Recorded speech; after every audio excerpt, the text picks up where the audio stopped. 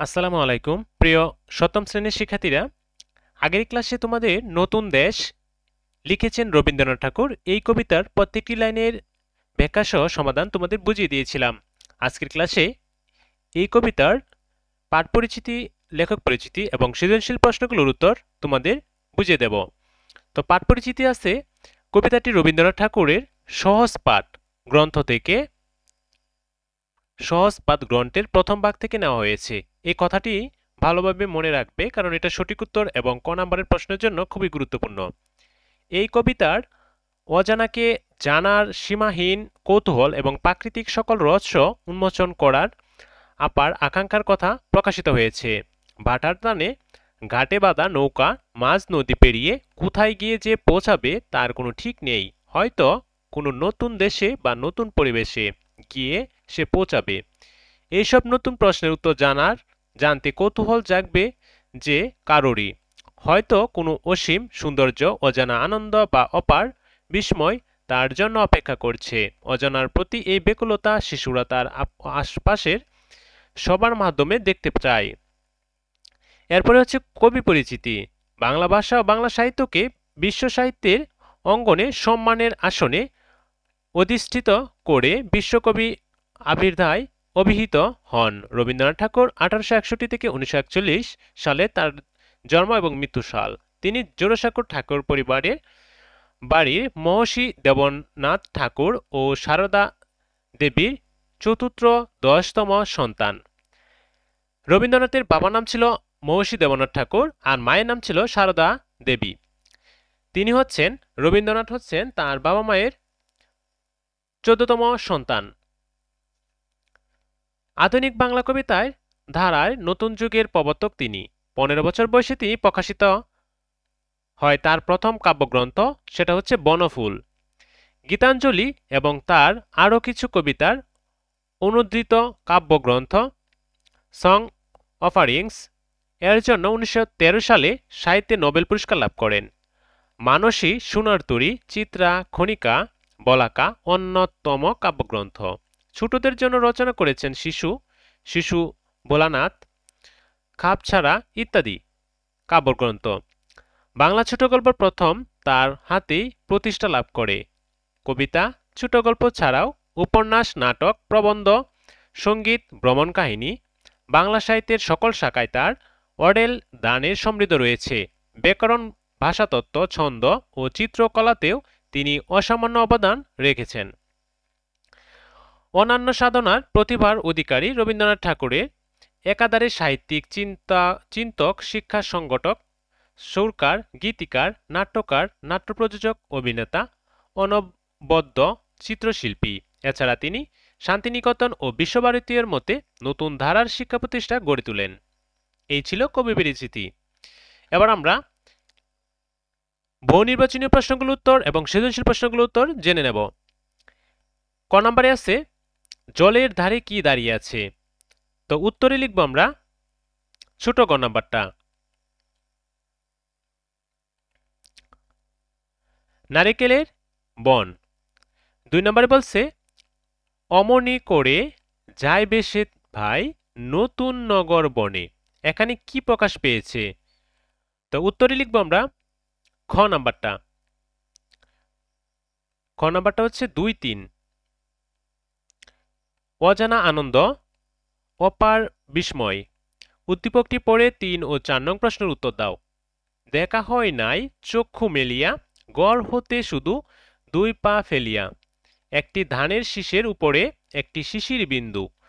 উদ্দীপকের সঙ্গে নতুন দেশ কবিতার কোন দিকটি সাদৃশ্যপূর্ণ। তো এটার উত্তর লিখব আমরা ক নাম্বারটা, সীমাহীন কৌতূহল।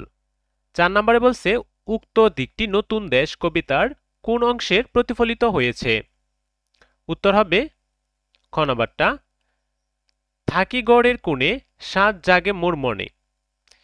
এবার আমরা এই সৃজনশীল প্রশ্নগুলোর উত্তর জেনে নেব। এখানে একটি সৃজনশীল রয়েছে। এবার সৃজনশীলের উদ্দীপকটি আমরা প্রথমে পড়ে নেব। শীতের ছুটিতে বাবা মায়ের সঙ্গে হৃদিতা বেড়াতে যায় সেন্ট মার্টিন দ্বীপে। সেখানকার সামুদ্রিক প্রবাল, সারি সারি নারিকেল গাছ, মাছ ধরার বড় বড় নৌকা ওর মনে কৌতূহল জাগায়। দিগন্ত বিস্তৃত নীলাভ জলরাশি, পরিষ্কার আকাশ ওকে নিয়ে যায় অন্য এক জগতে। ওর ইচ্ছে হয় সমুদ্রের নানা রঙের মাছের সঙ্গে খেলা করতে, আবার কখনো বা আকাশে পাখি হয়ে উড়ে বেড়াতে। এবার এখানে 4টি প্রশ্ন রয়েছে। ক নম্বর প্রশ্ন বলছে নীল আকাশের মাঝে কি সাজে? তো তার উত্তরে লিখব নীল আকাশের মাঝে পাহাড় চূড়া সাজে। খ নম্বর প্রশ্ন বলছে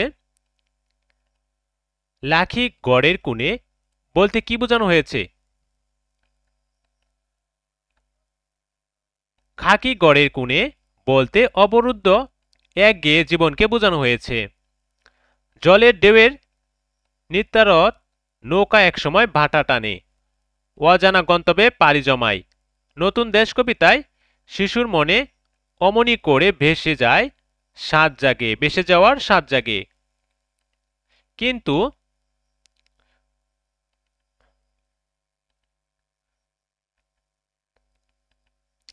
কিন্তু সে সুযোগ তার নেই, গড়ের কোণে বন্দি থেকে হাঁপিয়ে উঠেছে কৌতূহলী এই শিশুর মন।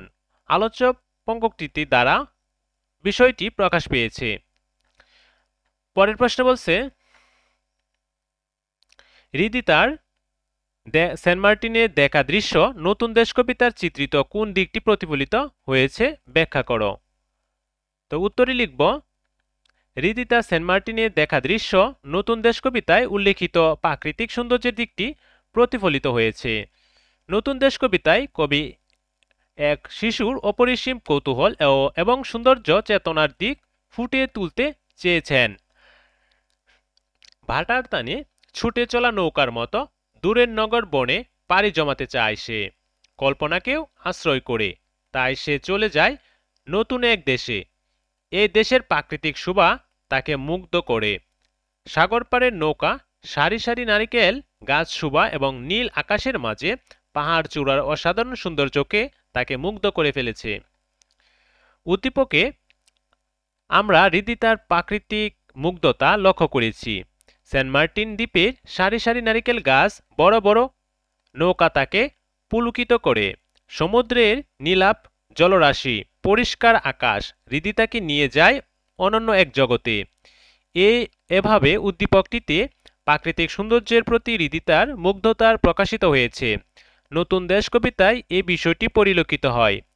সেদিকে বিবেচনায় হৃদিতা সেন্ট মার্টিনে দেখার দৃশ্য আলোচ্য কবিতায় প্রকাশিত প্রাকৃতিক সৌন্দর্যের দিকটি প্রতিফলিত হয়েছে। পরের প্রশ্ন বলছে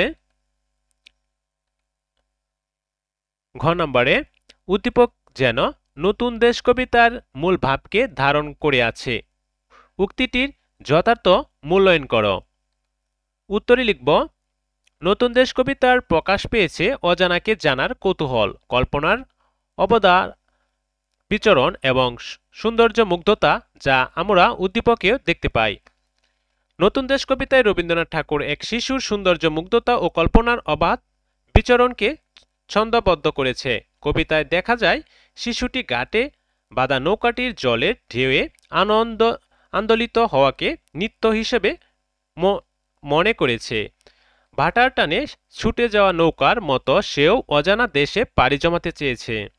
উদ্দীপকে আমরা হৃদিতার মাঝে এমন মুগ্ধতা লক্ষ্য করি। সেন্ট মার্টিন দ্বীপের পরিবেশ তাকে অন্য এক জগতে নিয়ে যায়। কল্পনায় সে বিচরণ করতে চায় সমুদ্র, পাখির মতো উঠতে চায় আকাশে। প্রাকৃতিক নানান সৌন্দর্য তার মনে কৌতূহল জাগিয়ে তুলেছে। নতুন দেশ কবিতায় অজানাকে জানার সীমাহীন কৌতূহল এবং প্রাকৃতিক সব রহস্য উন্মোচনের আপার আকাঙ্ক্ষার প্রকাশ পেয়েছে। কবিতায় শিশুটি নতুনকে আবিষ্কারের নেশায় কল্পনাকে আশ্রয় করে পাড়ি জমিয়েছে নতুন এক দেশে। উদ্দীপকের হৃদিতার মাঝেও প্রাকৃতিক রহস্য জানার প্রতি আগ্রহ লক্ষণীয়। সেও কল্পনার বেলায় বেশি আনন্দ খুঁজে বেড়ায়। এর বিবেচনায় উদ্দীপকে নতুন দেশ কবিতার মূল ভাবকে ধারণ করেছে। মন্তব্যটি যথার্থ।